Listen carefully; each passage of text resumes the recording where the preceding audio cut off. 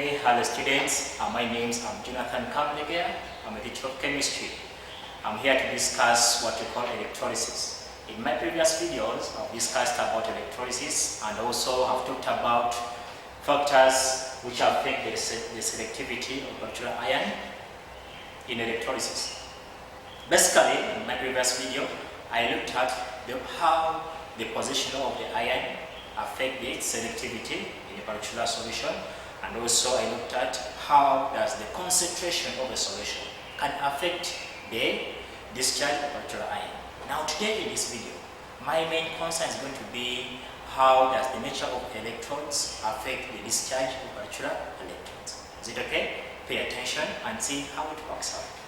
Now, since we know that we have two types of electrodes, as we discussed in our first video, we say that we have the inert electrodes and also we have the reactive electrodes. Take an example of our inert electrodes. We may take to be platinum, also platinum. Also here we may take the reactive electrode as copper.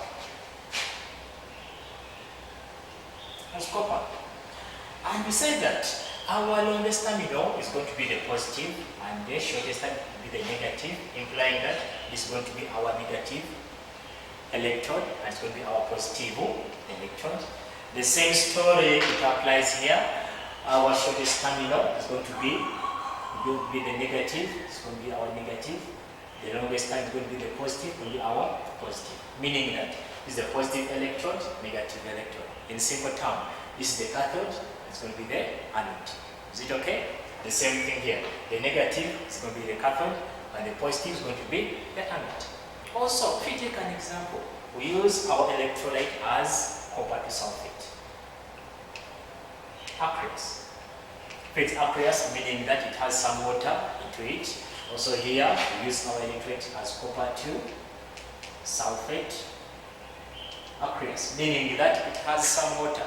If it has some water, you know what it means. It has some hydrogen ions and some hydroxide ions. In simple terms, we can get the ions present here. The ions present here, we shall have the copper 2 ions. We shall have the sulfate ions. Also, we shall have the hydrogen ions. So we shall have the hydroxide ions. We know that these ones, they are from this sulfate, like this one, they are from the water, the aqueous bit. Now these same ions, they will appear here. And we shall have the copper 2 ions, so the sulfate 2 ions. We shall have the hydrogen ions and the hydroxide ions. Now we are here, our main concern is we want to see how does the nature of the electrode affect the different selectivity of different ions. Now here, let me first concentrate on this one. Since I have the copper, the sulfate, the hydrogen and hydroxide. Since this is a negative electrode, it has to attract positive ions. Negative takes in positive. Positive takes in negative. In this case, this one and this one, they are going to come here to be discharged. But remember, now here I need to apply the factor of the position. Since these two, this one is in the lower position compared to this one, meaning that this one is more reactive, or is going to be discharged. The preference to this one, implying that the copper 2 ions, they will come here to be discharged. If they come here, we shall have reaction. Reaction at cathode. Reaction at cathode, in this case, the copper 2 ions, they are going to gain electrons. They will be reduced, then they will reverse copper 2, copper salt. In simple term, when these copper ions they come to this electrode, come to the cathode, they are going to be reduced. Since they are reduced, they will take in an electron. They will gain an electron. Or literally they will gain 2 electrons. When they gain these 2 electrons, they will give us the copper salt. In simple term, you will see that here it will be something positive. We will find out that this thing is increasing what? In size. As well, since this one and this one, they have moved, this one has been discharged, this one has stayed in solution. Now, let's see what takes place at this other electrode, which is the anode. At the anode. In this case, This one and this one, they go here to be discharged. But remember, this one is in the lower position compared to this one. And also, remember we say that the sulfate ions will never be discharged, implying that this one is the only ion present there, implying that we shall have the hydroxide ions. They will be discharged to give us the other oxidation, to give us water, liquid, plus oxygen gas plus 4 electrons. We put it to here, we put it for there. Therefore the equation is balanced. In simple term, here we are going to get some bubbles. Since the hydroxide ions, they will come here to be discharged and they will be oxidized in this case by giving off electron, therefore we shall have oxygen gas. In this case, we take our oxygen as the main product, though water is a product, but in this case we don't consider it. We consider oxygen as the product. Therefore here, you will see some bubbles taking place. In simple term, we need to identify what takes place. When you look here, you are saying that here, this copper is going to come and deposit itself on that electrode, meaning that in this case there will be an increase in mass or size of this electrode. There will be increase in mass or size of the cathode. Is it okay? There will be an increase in mass or size of the cathode, and also another thing to take place at the cathode. You are going to see when this copper comes, it's going to be a reddish brown solid, meaning that it's going to deposit itself on that electrode. In this case, another thing we will observe at this electrode, you will see there's going to be reddish,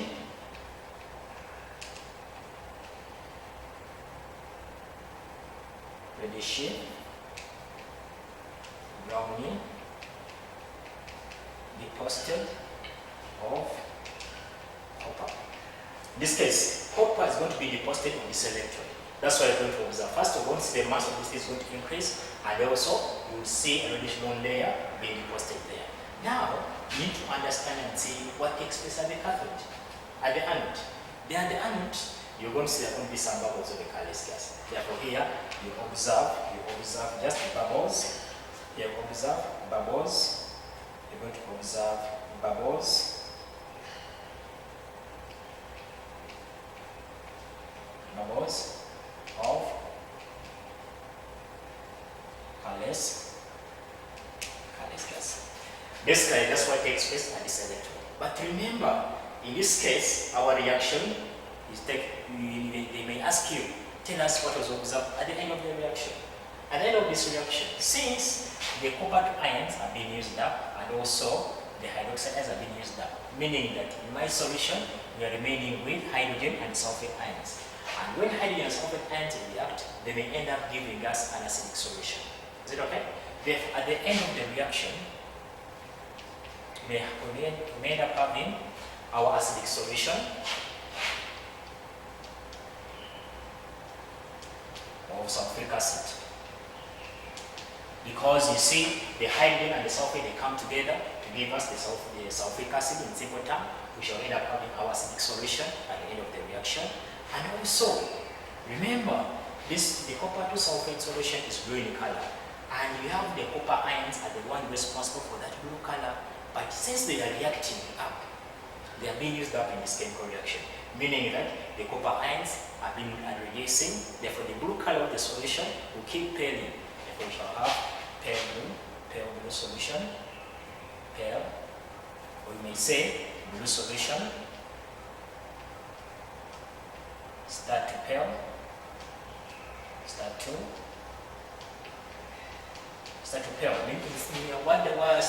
What do I mean? It starts to lose its color, whereby the blue solution starts to turn colorless. But you can say it starts to pale. That's what we shall observe here, basically. Now, let's come to this electrode here and see what we need to know in this case. Now, in this case, in this type of electrodes, still also we have the copper two ions, the sulfate, the hydrogen, and the hydroxide. All these ions, they want to be discharged in this case. Whereby this copper, the copper and the hydrogen, they are positively charged, they have to go to the negative electrode. Whereas these, they are negatively charged, they have to go to the positive electrode. Meaning that the copper two ions, This one is the cathode. Cathode. Meaning that the copper 2 ions, they're going to gain electrons, to give us copper solid. Meaning that here, this thing is going to increase in size. Is it okay, my dear students? When copper 2 ions go to the cathode to be discharged, it will gain electrons, end up giving us copper solid. Copper what?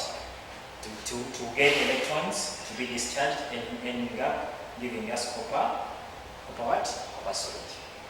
In that case. Now we need to know what is observed. What we observe here is going to be increase in mass and the size. So they're going to be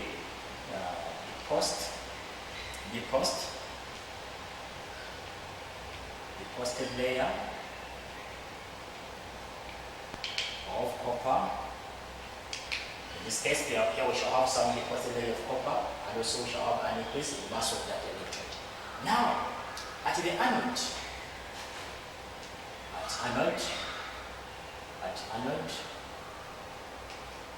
now at anode, what happens at anode in this case is going to be, we know that since this is a positive, this one will have to go there to be discharged. In simple terms, the hydroxide ion have to come here to be discharged. But in this case, that will not be the case. Reason being, the copper inside here tends to undergo oxidation itself. So it is going to be oxidized. The copper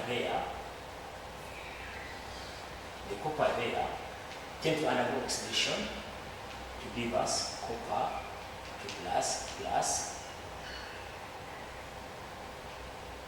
electrons. Meaning that the copper inside here undergoes oxidation. The itself is going to be oxidized to give us copper to ions and to electrons. In simple terms, this thing is going to reduce in size.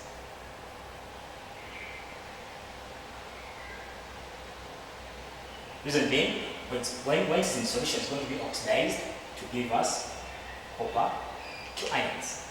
These copper to ions, they react with electrons, they give us this solid.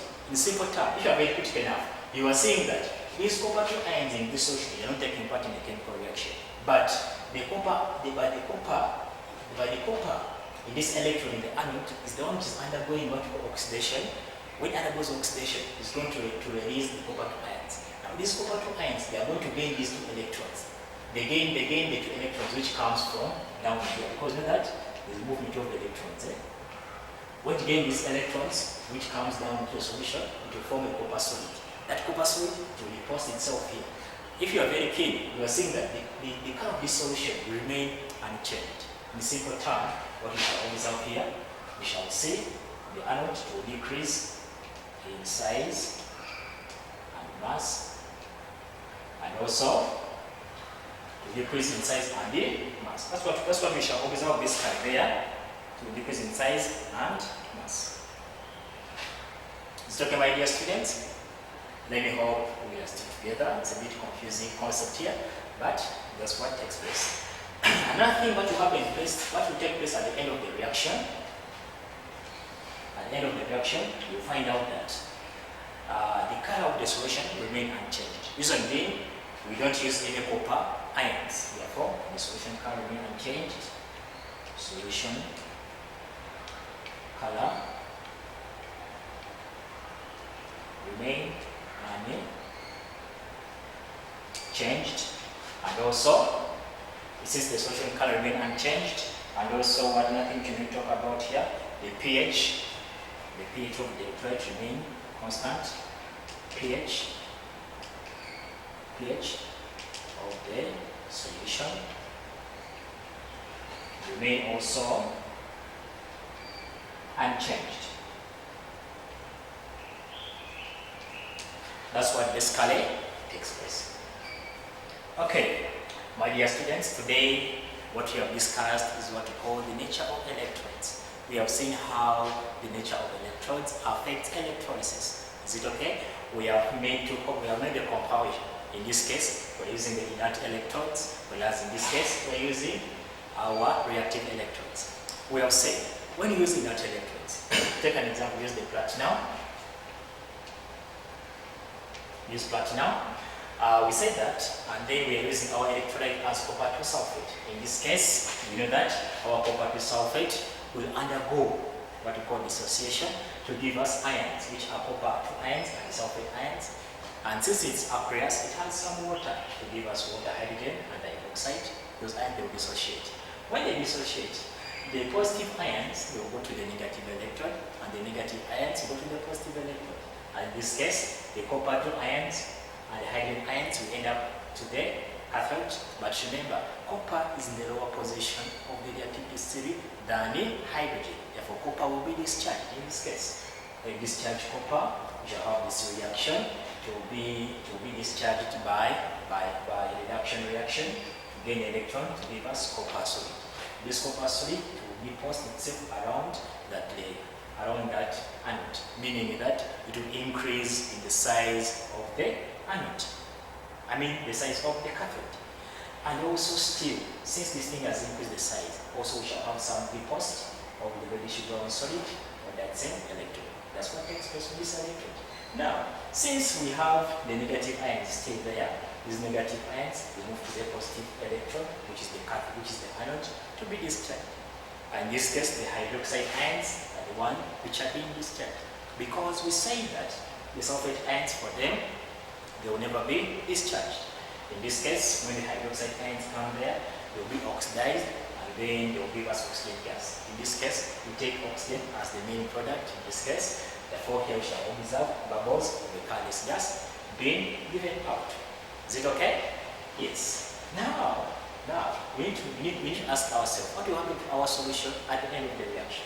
Now, our solution, which we are using here, since it is green in color, and that blue color is being given by the copper to ions. But remember, these copper to ions have been reacting at the cathode, meaning that they are reducing in concentration. They are being taken out. They have been taken out. Meaning that this solution will start to lose color. At the end, you will have a pale blue solution. Is it okay? So we say that we are observing the blue solution start to pale, turns pale. And also we say that our solution here, the remaining solution, is going to be acidic. Reason being, the hydrogen ion and the sulfate ions, which are remaining in our solution, they will start to react. When they react, will give us an acid. And that's what takes place on that type of electrode. Then we say, we have another type of electrode. In this case, we are using the reactive electrode. We know that copper is very reactive. And when you put it in copper to sulfate, the copper to sulfate will dissociate, give us the ions, as we saw in our previous example. Then these ions will go to the previous electrodes to be discharged. In this case, the copper ions will come to the cathode to be discharged, and this reaction will take place. In simple term, there will be what we shall observe here. It's going to be an increase in mass of this electrode, and also still we shall observe there will be deposit of some copper, of some brownish, reddish brown layer on that electrode. That's why we say increase in mass, also deposited layer of copper on that electrode. Is it okay? That's what takes place on that electrode. Then here we are expecting that the hydroxide ions will come here to be discharged, but that's not the case. Here the case is the copper inside the cathode will tend to undergo what we call oxidation.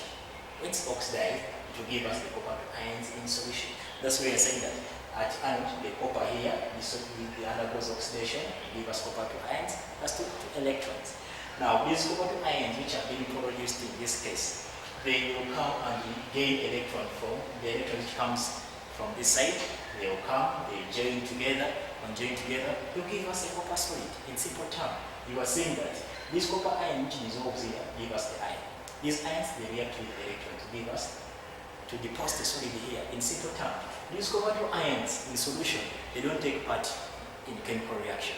If you are very critical, you are seeing that these copper ions in the solution don't take part in the chemical reaction, but these copper ions from our anode are the one which undergoes oxidation to give us the copper ions. Those copper ions they gain electron and then they form copper solid, which is being deposited on that electrode. In a simple term, if that thing has happened, meaning that our solution here, it remains unchanged.